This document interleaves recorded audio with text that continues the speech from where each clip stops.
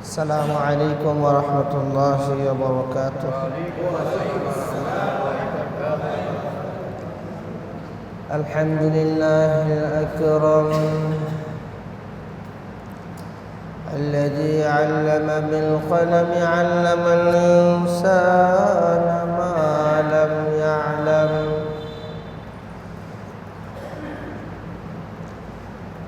سبحان الله لا يحصى ثناؤه امتنانا على اللسان.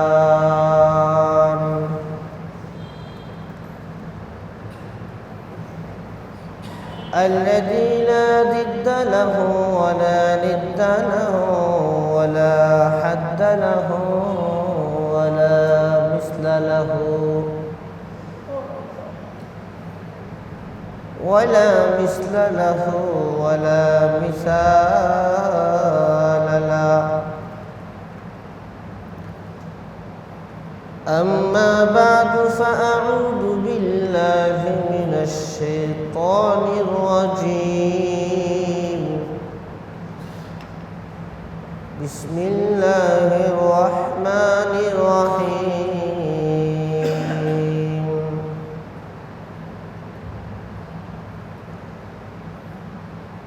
كل نفس ذائقة الموت.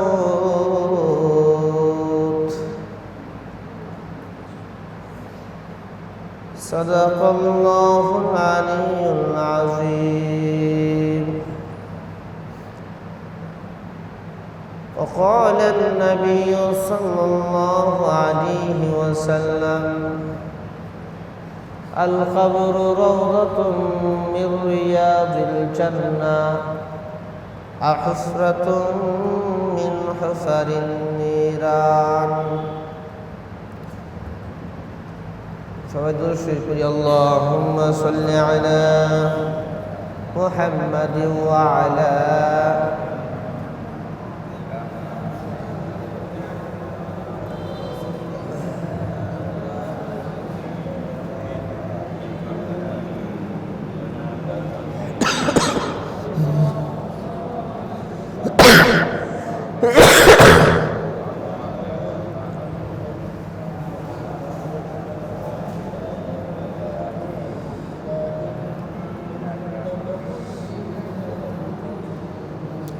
بلغ العلا بكماله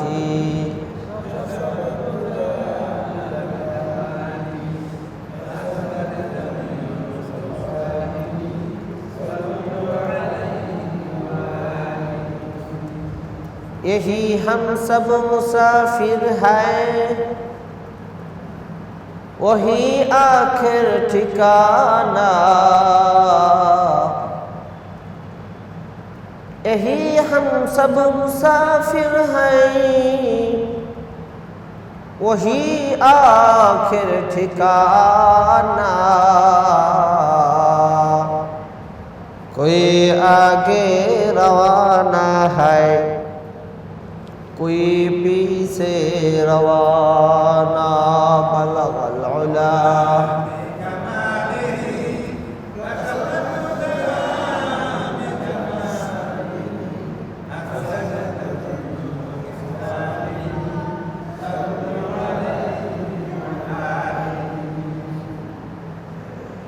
আলহামদুলিল্লাহ। মহান আল্লাহ তাআলার দরবারে কালিমাতুশ শুকর আদায় করছি যে মহান আল্লাহ সুবহানাহু ওয়া তাআলা জুমার দিনে মসজিদে আসার এবং বসার তৌফিক দিয়েছেন। শুকরিয়া তান বলি আলহামদুলিল্লাহ। মউত একদিন আসবেই, এমন কোনো মানুষ নাই যে মউত থেকে বাঁচতে পারবে না। আর মৃত্যু যন্ত্রণাও এরকম যে প্রত্যেকেরই মৃত্যুর যন্ত্রণা, মৃত্যুর যে স্বাদ, এটা আস্বাদন করতেই হবে। আমার আগে বাড়িতে বাস করেছে অনেকজন, তারাও গেছে আমিও যাও, থাকবো না তো বেশিক্ষণ। আমাদের আগে কত মানুষ এই দুনিয়াতে বসবাস করছে, করে নাই? গেছেনি তারা? আমাদেরও যাইতে হবে, আমরাও থাকবো না।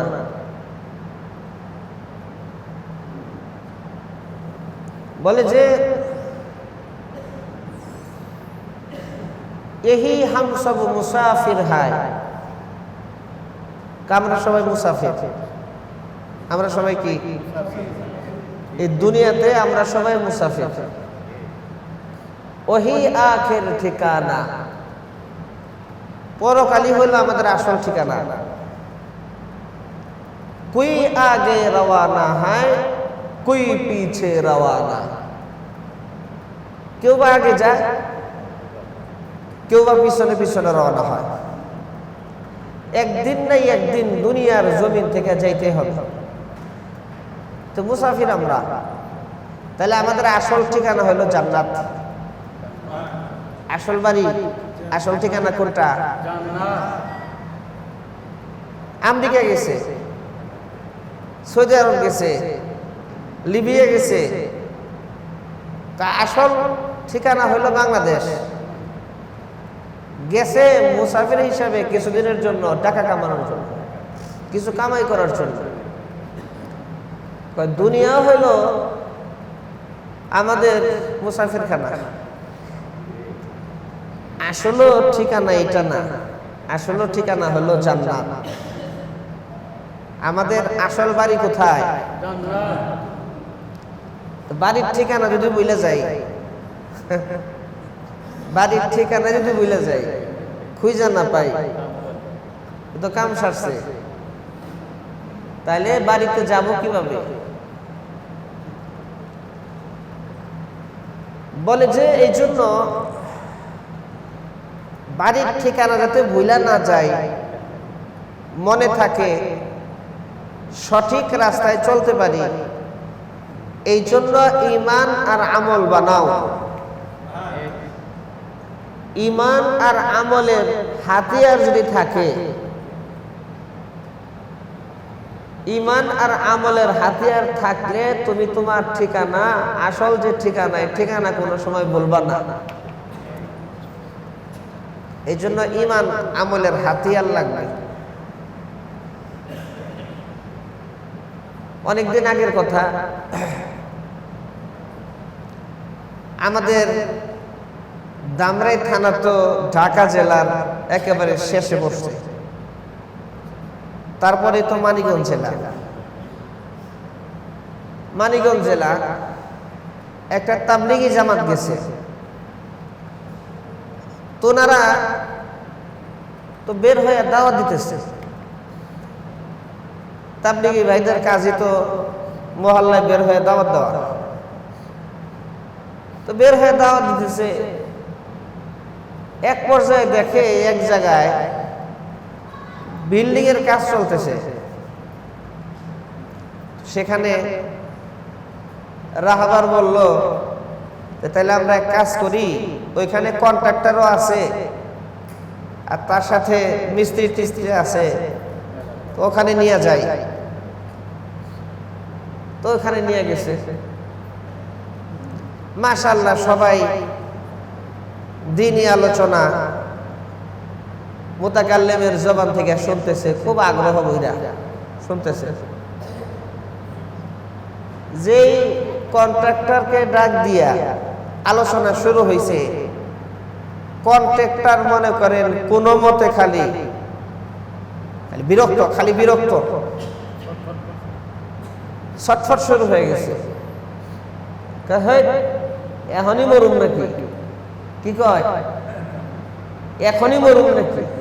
এখনো জোয়ান, এখনো ইয়াং, আরো কত সময় বাকি আছে? ঘুরে লই, পরে নামাজ পড়ব। ঘুরেটাও লই না, পরে দাঁড়িয়ে রাখবো। এখনই কি কত কিছু করবো? এখনই মরুম নাকি? জামাতের লোকেরা অনেক বুঝাইছে, কে নেয় কার বুঝ। আরে মিয়া, আপনাকে কাম নাই, আপনার গাড়ি বুকসা লয়ে খালি দৌড়ান যান। তো জামাতের মানুষগুলা খুব মন খারাপ, কারণ দাওয়াত গ্রহণ না করলেও যদি উল্টা পাল্টা কথা না বলে মনটা খারাপ হয় না, উল্টা পাল্টা কথা বললে তো মনটা খারাপ হয়ে যায়। উল্টা পাল্টা কথা বলছে, মনটা একটু খারাপই হয়েছে। তো ওনারা ওইখান থেকে ফিরে আসতেছে।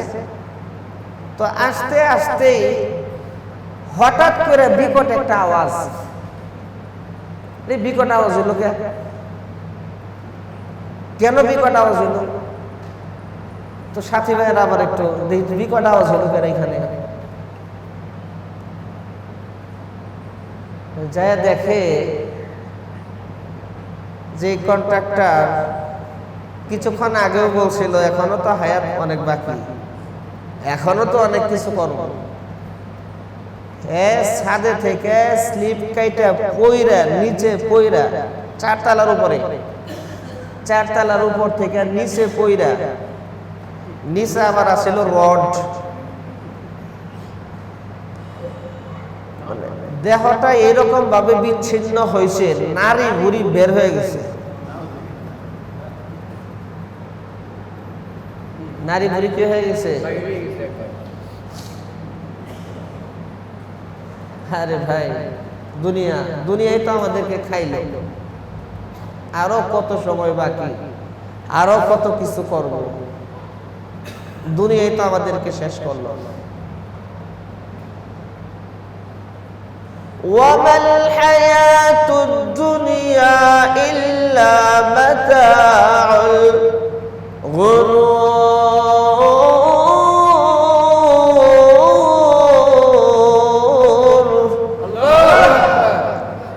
দুনিয়া হইল ধোঁকা। দুনিয়া কি? ধোঁকার ধোঁকা। কয় রাশিয়া ইউক্রেনের উপর হামলা কইরা কত মানুষ মারল, এরকম বড় বড় শীত হামলা। আপনি যে আলগা দরদ দেখান, কিছুদিন আগেও তো এই ইউক্রেন ইসরায়েলের পক্ষ নিয়ে যখন ফিলিস্তিনে যখন হামলা চালাইছে, হামলা বন্ধে যখন ভোট চাওয়া হয়েছে, এই ইউক্রেন উল্টাটা করছে, এই ইসরায়েলের পক্ষে ভোট দিয়েছে। নাউজুবিল্লাহ করে আলগা দরতার মহব্বত দেখায় কোনো লাভ নাই। কার পক্ষ নিবে? পক্ষ নেওয়ার তো কোনো কারণ নাই। মুসলমান কে? ইমানওয়ালা কে? আমলওয়ালা কে? ভাইয়ের আমার, বাবাজিরা আমার, এই জন্য আল্লাহ নবী বলেছেন, যার ইমান দুরুস্ত হয়ে গেল, যার আমল দুরুস্ত হয়ে গেল, ঠিক হয়ে গেল, তার কোনো পেরেশানি নাই, তার কোনো টেনশন নাই। ইমানওয়ালার আমলওয়ালা, ইমানওয়ালার আমলওয়ালার কাছে যখন মালাকুল মাউত আইসা হাজির হয়, আল্লাহ রাব্বুল আলামিনের পক্ষ থেকে বলা হয়, ও ইমানওয়ালা, ও আমলওয়ালা, তোমার কোনো টেনশন নাই, তোমার কোনো ভয় নাই, তোমার খাতিরে জান্নাতুল ফেরদাউসের দরজা খুলে দেওয়া হয়েছে।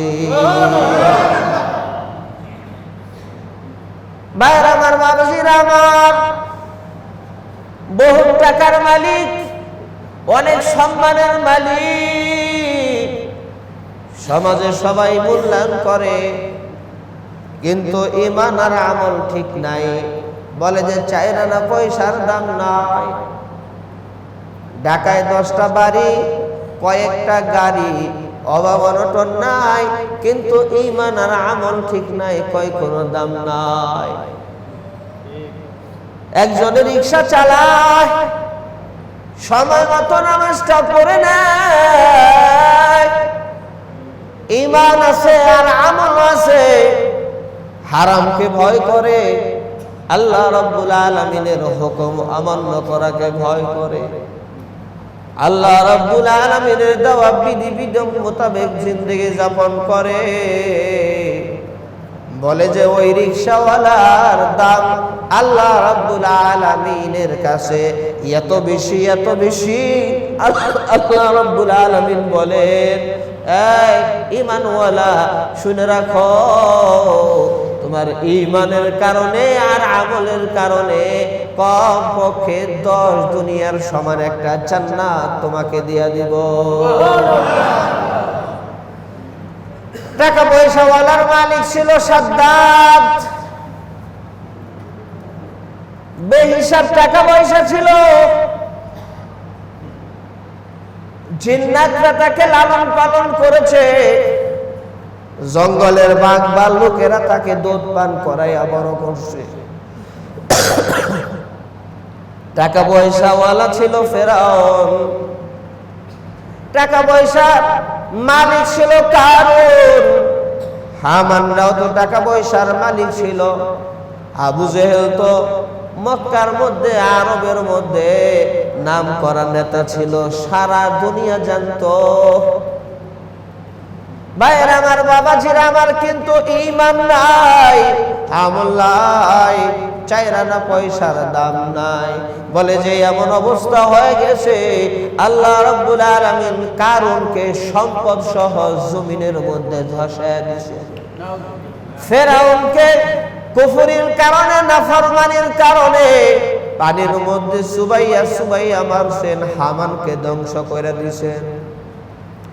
সাদ্দাতকে আল্লাহ রাব্বুল আলামিন এমন ভাবে ধ্বংস করে দিয়েছেন, ইতিহাস সাক্ষী, সাদ্দাত যখন তার কথিত জান্নাতের মধ্যে ঢুকবে, এমন সময় আজরাইল কানে কানে গিয়ে বলে, রে নাফরমান, আল্লাহ তোকে এত নিয়ামত দিয়া, আল্লাহ এত রহমত দিয়া, বরকত দিয়া, এত দয়া কইরা, মায়া কইরা, আল্লাহ রাব্বুল আলামিন এত কিছু দিয়া তোকে বড় করলেন, সেই আল্লাহর নাফরমান হয়ে গেলি, সেই আল্লাহর নাফরমান হয়ে গেলি।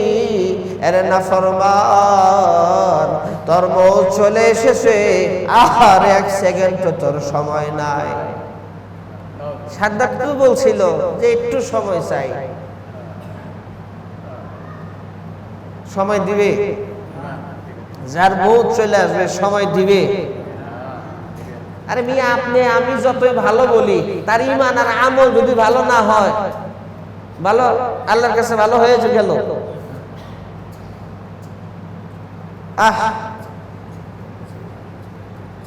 মৌত যেদিন আসবে, হুজুর সাল্লাল্লাহু আলাইহি ওয়াসাল্লাম বলছেন, মৌত হইল এটা একটা কিয়ামত। আসমান জমিন ভাঙা ফেলানো এটা তো বড় কিয়ামত, আর মৌত হইল এটা হইল ছোট কিয়ামত। যার মৌত আসে সেই বুঝে জ্বালা, যন্ত্রণা, কত কষ্ট। হযরত ঈসা আলাইহিস সালাতু ওয়াস সালাম কয়, এই তোমরা বলো লা ইলাহা ইল্লাল্লাহ। সবাই কয় লা ইলাহা ইল্লাল্লাহ যে বলবো, তো মুর্দা মানুষ জিন্দা করে দেখান। মুর্দা মানুষ কি করেন? জিন্দা করে দেখান। ঈসা আলাইহিস সালাম তখন বলতেছেন, মুর্দা মানুষ জিন্দা করার ক্ষমতা তো আমার নাই। মুর্দা মানুষ জিন্দা একমাত্র কে করেন? আল্লাহ। দুনিয়ার কোন মানুষের ক্ষমতা আসেনি মুর্দা মানুষ জিন্দা করবে? সন্তান কে দিবেন? আল্লাহ। দুনিয়ার কোন মানুষের ক্ষমতা আছে সন্তান দেওয়ার? কি বলেন? ডাক্তার চিকিৎসা করছে, কত মানুষের বাচ্চা কাচ্চা হয়েছে, ডাক্তারের খোঁজ খবর লয়ে যায়, ডাক্তারের নিজেরই বাচ্চা কাচ্চা নাই।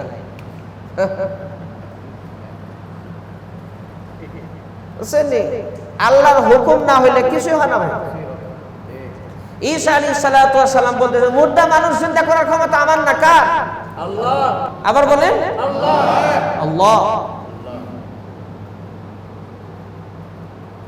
জিবরাইল আলাইহিস সালাতু ওয়াস সালাম আয়েশা বলতেছেন, হে আল্লাহর নবী ঈসা, আপনি কুম বিইজনিল্লাহ, আল্লাহর হুকুমে দাঁড়ায়া যাও। আপনার তো ক্ষমতা নাই, আল্লাহর ক্ষমতা। এই কথা বললে মুর্দা মানুষ জিন্দা হয়ে দাঁড়ায় যাবে। ঈসা আলাইহিস সালাতু ওয়াস সালাম সাহস পাইলেন, কইছে চলো। জনগণ নিয়ে গেছে একটা কবরের কাছে। কবরও 2-1 মাসের পুরান কবর না, 2-1 বছরের না, 4000 বছরের পুরান কবর। সুবহানাল্লাহ বলবেন না? কত হাজার? 4000। আর ঈসা আলাইহিস সালাতু ওয়াস সালাম ওই কবরের পাশে দাঁড়াইয়া বলতেছেন কুম্বি ইজনিল্লাহ। আর আমরা কবর ঝাঁকুনি মেনে উঠছে।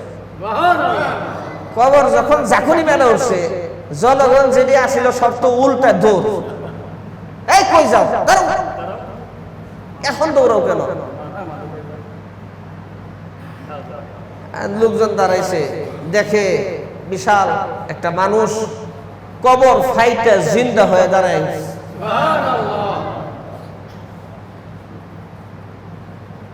এই জিন্দা কে করছেন?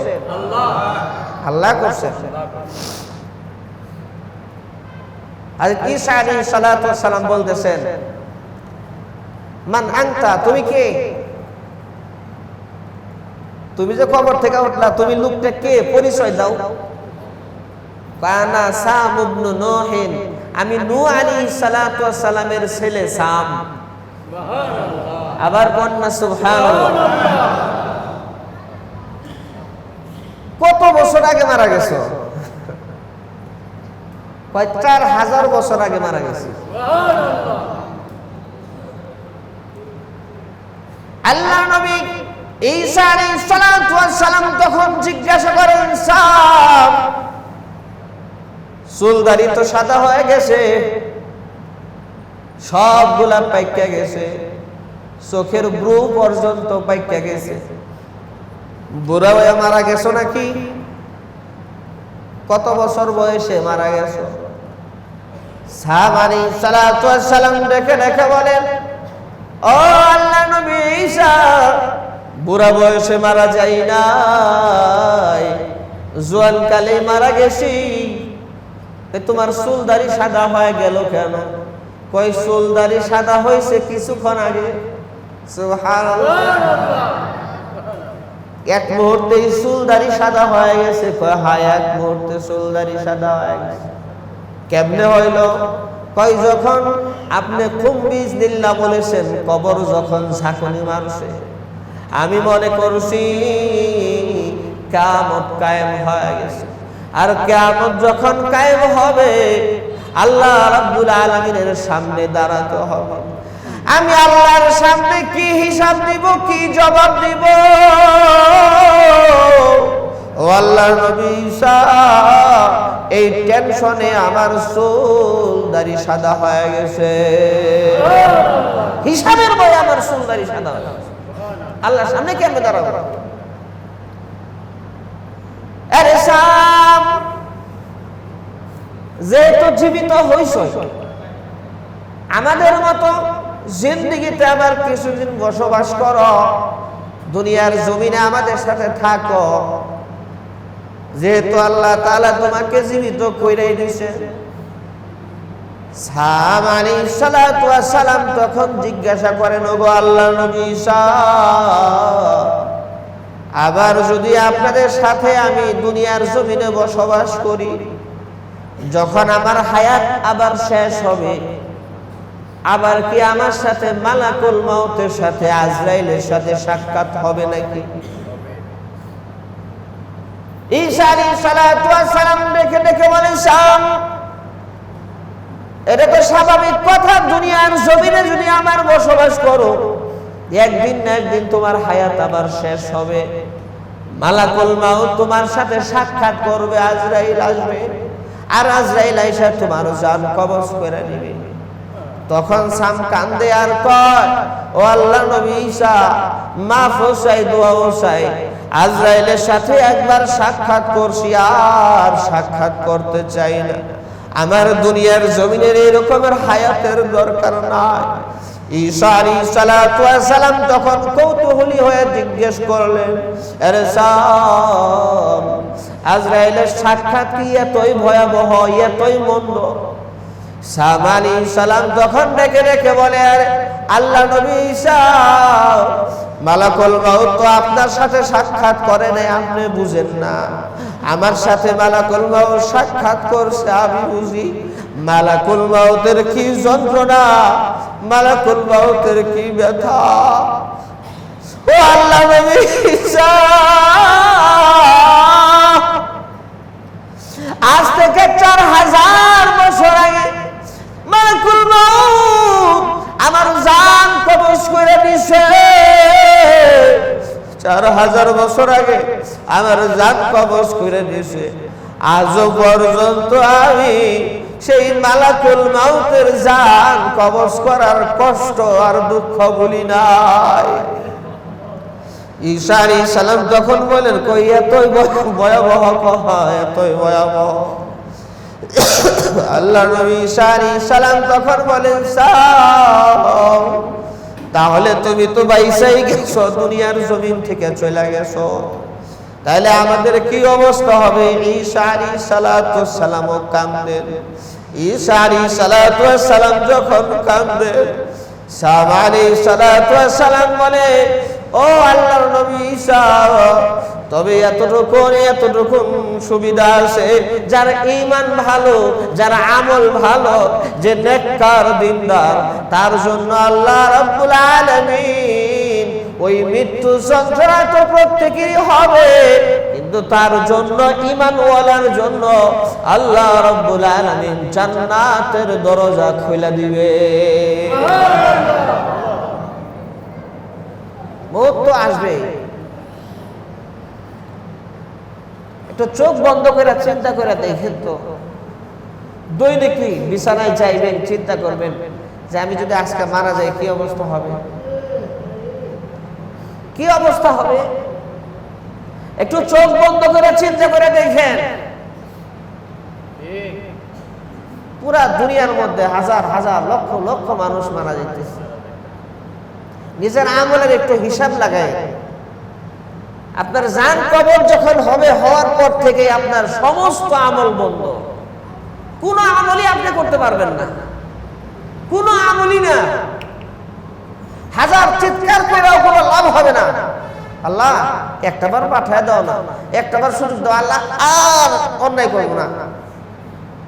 পাঠাবে আল্লাহ তাআলা, পাঠাবে তো, সময় শেষ, আর পাঠানো হবে না। হায়াতে জিন্দেগি একটাই, যা করার কইরা লও, যা কামাই করার কইরা লও। বিদেশ গেছে, দুই বন্ধু বিদেশ গেছে, একজনে আপনার টাকা তো পাঠাইতেই পারে না, উল্টে আরো দেশ থেকে পাঠাইতে হয়। আরেকজনে টাকা কামাই করে দেশে টাকা পাঠাইছে, বাপেরে বলছে জায়গা কিনো, জায়গা কিনছে, বাড়ি করছে, ঋণও পরিশোধ করছে। এর কারণটা কি, পার্থক্যটা কি? কই যে নাকি ওই বিদেশে গিয়ে কাজ করে না, খালি ঘুমায়, হ্যাঁ কি টাকা কামাই করতে পারবে? উল্টে আরো টাকা পাঠাইতে হয়। আর যে ডিউটিও ঠিক মতো করে, আবার ওভার টাইম করে, বাহিরের টাকা কামায় একটু চিন্তা ভাবনা করে, ফিকির করে, সময়কে কাজে লাগা, দেখে যে তার ঋণ পরিশোধ হয়েছে, দেশে জায়গা কিনছে। ঠিক তেমনি ভাবে ভাই, যেই ব্যক্তি দুনিয়ার জমিনে আইসা ঈমানের চিন্তা করবে, আমলের চিন্তা করবে, প্রত্যেকটা কাজে, আমি খাইতেছি, খাওয়ার মধ্যেও কেমনে নেকি কামাই করা যায়, দেখি তো একটু খাওয়ার মধ্যে কেমনে নেকি কামাই করা যায়। আল্লাহর ওই বান্দা সুন্নত তরিকায় খানা খাইতেছে, খাইলাম অর্ধেক, খাইলাম অর্ধেক, ফালাইলাম। ভাই খানা তো প্রত্যেকটা প্রাণী খায়, গরুও খায়, ছাগলেও খায়, খায় কি খায় না? গরু ছাগলের খানা তো ফালায় খায়, ফালায় খায়। আর মুসলমান মুমিনও খায়, কাফের বেঈমানও খায়, ইহুদিও খায়, রাশিয়ার পুতিনে তো খাওন খায় না, খায় বাইসে দিছে, প্রত্যেকেই তো খায়। কিন্তু কোন মুসলমান মুমিন যদি সুন্নত তরিকায় খায়, তোমার খানাটাও আল্লাহ তাআলার ইবাদতের মধ্যে গণ্য হবে। আবার কন্যা সুবহানাল্লাহ। সুন্নত তরিকায় খামু কেমনে? জানি তো নাকি সুন্নত, খালি দোয়া পড়ে খাইলাম আর হয়ে গেল, দোয়াও তো জানি না। ভাই এই যে সুন্নত তরিকায় খানা খাওয়া, বলে যে খানা খাওয়ার আগে 2 হাত ধুয়ে নেওয়া, 2 হাত কি করে নেওয়া? ভালো মতো ধুয়ে নেওয়া। আগে মানুষ এত হাত ধুইতো না, যখনই শুনছে যে করোনা ভাইরাসে হাত ধুইতে হইব, মুখ ধুইতে হইব, বাস। আরে এটা তো হুজুর সাল্লাল্লাহু আলাইহি ওয়াসাল্লাম সেই 1450 বছর আগেই বলে গেছে। 1450 বছর আগেই বলে গেছে। যেই লোকে 5 ওয়াক্ত নামাজের ওযু করতেছে, যেই লোকে 5 বার ওযু করে, তা হাত পায়ে তার ময়লা থাকবে? কি মনে করেন ময়লা থাকবে? আল্লাহু আকবার। খানা খাওয়ার আগে 2 হাত ভালো মতো ধোয়া, 1 হাত ধোয়া না, 2 হাত ধোয়া, 2 হাত ধোয়া, এটাও সুন্নত। খাবো যে নিয়ত করব যে সুন্নত তরিকায় খাবো, আমি যা খাইতেছি, কারণ এই ভাতের প্রত্যেকটা দানাও সুবহানাল্লাহ আলহামদুলিল্লাহ। রুটি খান, ভাত খান, পোলাও খান, যাই খান, প্রত্যেকটা খাবারও আল্লাহর জিকির করে। তিরমিজির হাদিসের মধ্যে আসছে হুজুর সাল্লাল্লাহু আলাইহি ওয়াসাল্লাম সাহাবায়ে কেরামদেরকে নিয়ে খাইতে বসছেন, এমন সময় সুবহানাল্লাহ আলহামদুলিল্লাহ লা ইলাহা ইল্লাল্লাহ আওয়াজ আসতেছে।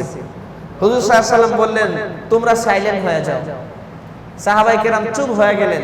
কয় দেখো তো, খেয়াল করো তো কোথা থেকে এই তাসবিহর আওয়াজ আসতেছে। খেয়াল করে দেখে সামনে যে খাওয়ান, এই খাওয়ান থেকে তাসবিহের আওয়াজ, খাওয়ান থেকে জিকিরের আওয়াজ। তুমি যদি সুন্নত তরিকায় খাও, এই যে রিজিক, এই খাবার, যত জিকির আজগার করছে সমস্ত সওয়াব তোমার আমলনামায় জমা। খাইলেন, খাওয়ার আগে কুলিটা করে লন, এটাও সুন্নত। কুলিটা করে লন, 2 হাত ধন আগে বিসমিল্লাহ বলে 2 হাত ভালো মতো ধন, কুলিটা ভালো মতো করে লন, কুলিটা করে লন, এটাও সুন্নত। দোয়া করে খানা খান, বিসমিল্লাহি ওয়া আলা বারাকাতিল্লাহ। খাবারটা যখন সামনে আসবে, আল্লাহুম্মা বারিক লানা ফিমা রাযাকতানা ওয়া কিনা আযাবান নার, এই দোয়াটা কইরা লন। আল্লাহুম্মা বারিক লানা, হে আল্লাহ আমাদেরকে বরকত দাও, ফিমা রাযাকতানা, আমাদেরকে যে রিজিক দিছো এই রিজিকের মধ্যে বরকত দাও, ওয়া কিনা আযাবান নার, আর আমাদেরকে জাহান্নামের আগুন থেকে বাঁচাও। কত সুন্দর সুন্দর দোয়া। যখন খাবারটা সামনে আসে এই দোয়াটা পড়ে নাও। খানা খাইতে হবে ডান হাত দিয়া। কোন হাত দিয়া? অনেকে স্টাইল কইরা বাবুগিরি দেখে মনে করেন বাম হাত দিয়ে খায়, চা খায়, আছে না নাই? আরে বাম হাত দিয়ে খায়, তবে খায় মানুষে খায় না, শয়তানে খায়। কে খায়?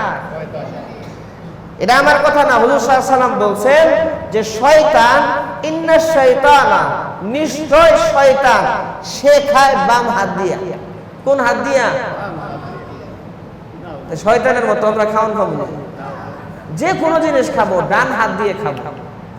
গ্লাসটা ধরলাম, পানি যে আমি পান করব, খানা খাওয়ার সময় পানি যে পান করব, আমার সাথে একজন গেছে পানি খাওয়ার যে সুন্নত দেখেন, একটা বলে দেই, আস্তে আস্তে আলোচনা করতে করতে আপনাদের মনে থাকবে, আপনারা ইনশাআল্লাহ আমল করতে পারবেন।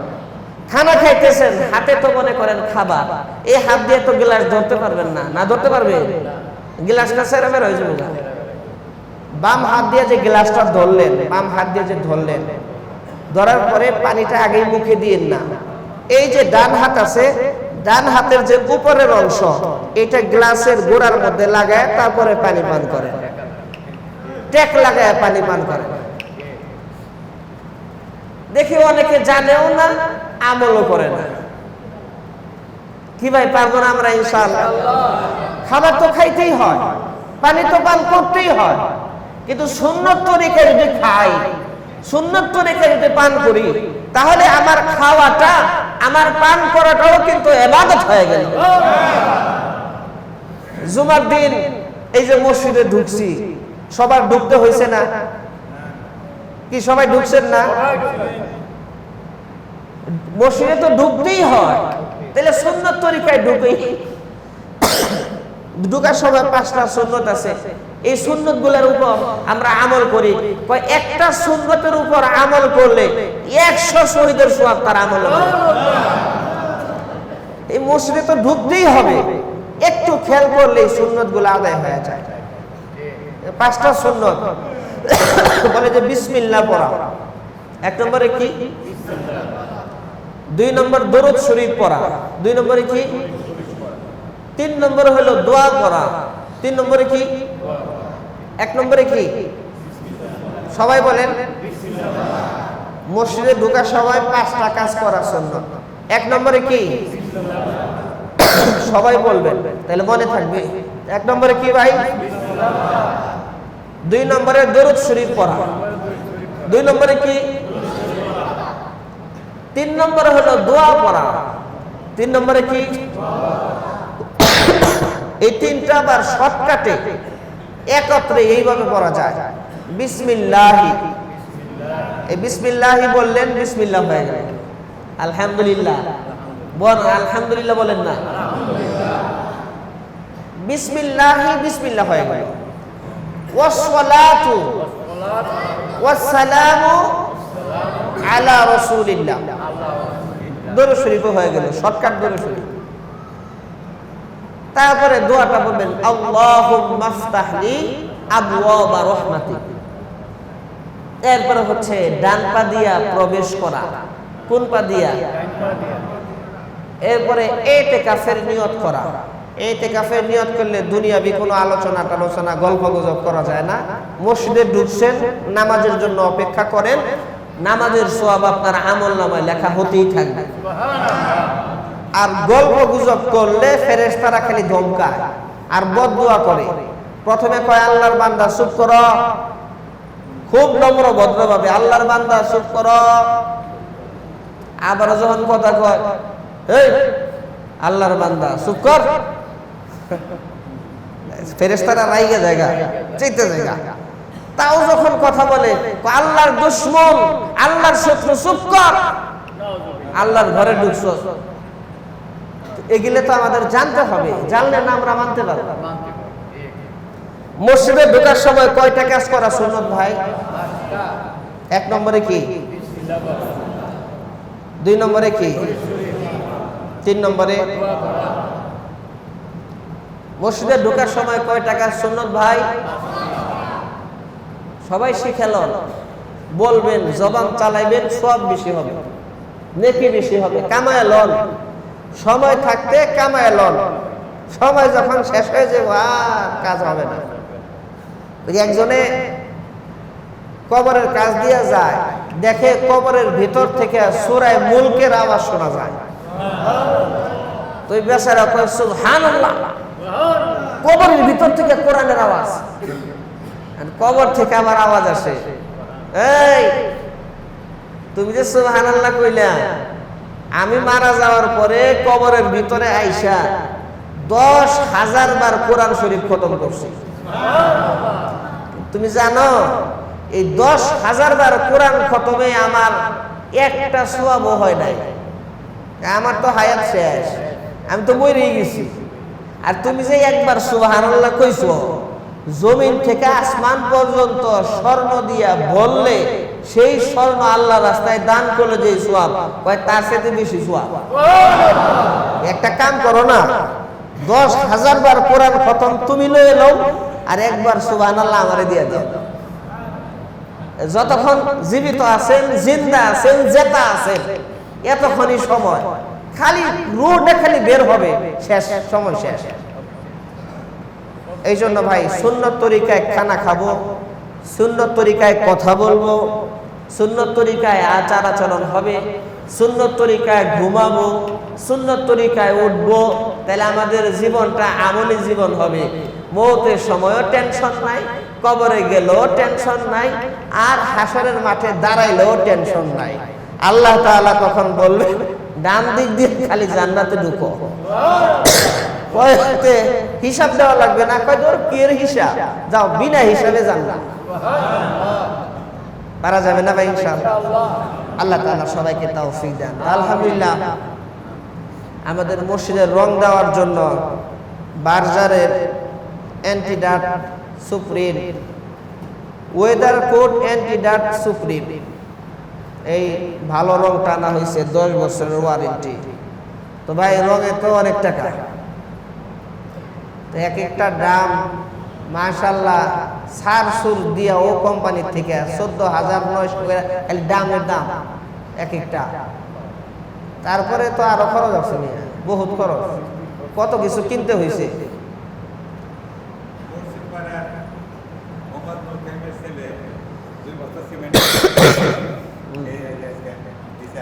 পশ্চিম পাড়ার নূর কায়ুম ভাইয়ের ছেলে 2 বস্তা সিমেন্ট লেখাইছিলেন, দিয়া দিলেন, আল্লাহ কবুল করো, মঞ্জুর করো, আল্লাহ সদকায়ে জারিয়া বানায় দাও, জিন্দেগির সব গুনাহগুলো মাফ করে দাও।